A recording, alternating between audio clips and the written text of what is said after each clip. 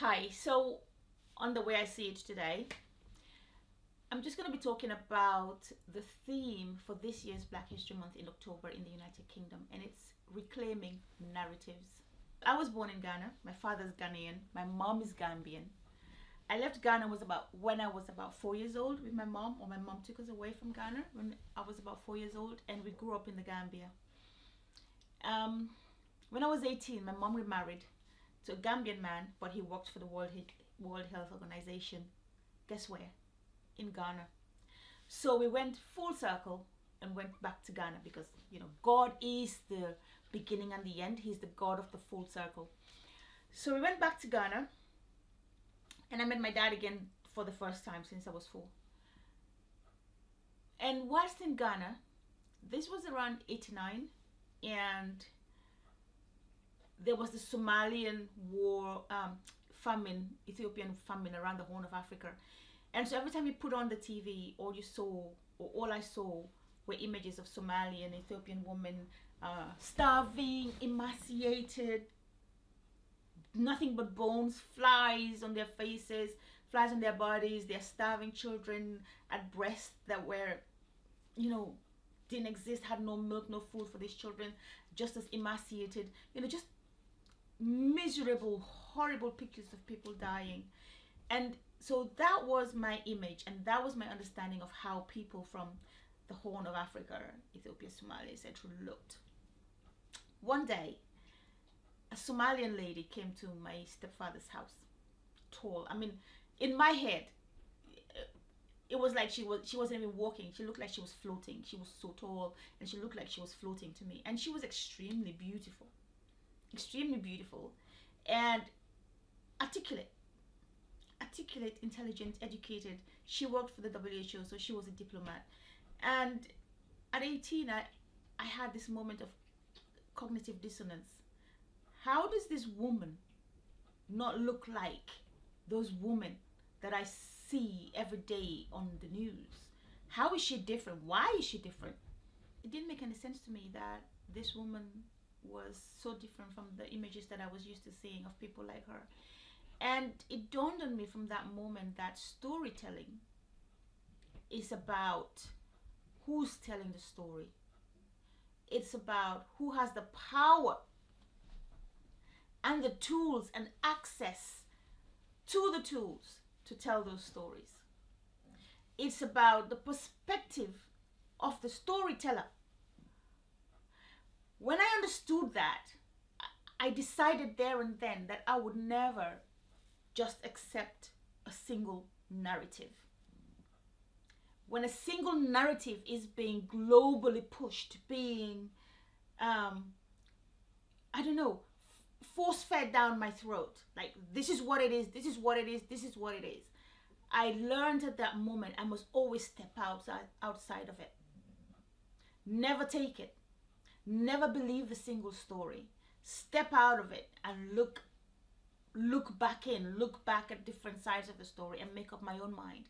Because when a story is being told, someone's telling it from their perspective, probably because they have the resources to do so.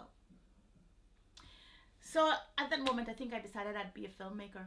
I'm not sure. No, I didn't decide to be a filmmaker then. I just decided I just knew I wanted to tell stories that did not go with the mainstream, that went counter to the mainstream, right? So there and then, I was always a rebel anyway, but there and then I knew that my storytelling would not be the one that everybody told, because there was always a different story. And I think it's Ngozi Chimamanda who talked about the danger of the single story.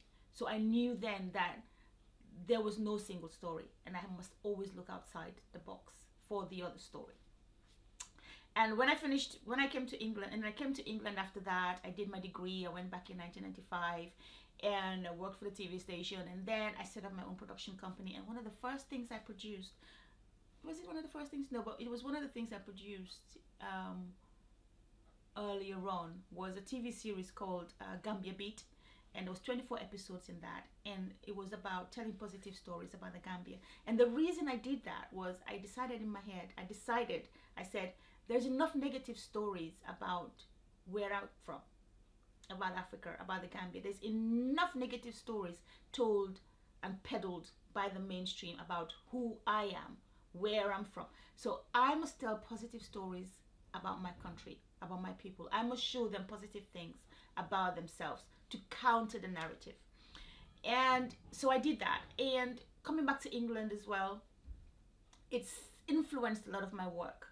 For example, I've told, the Black pioneers of Milton Keynes, the idea was to bring out stories that were not being told. And I also did the stories around Black people from Tudor and Roman times. Once again, bringing out stories that have not been told, right?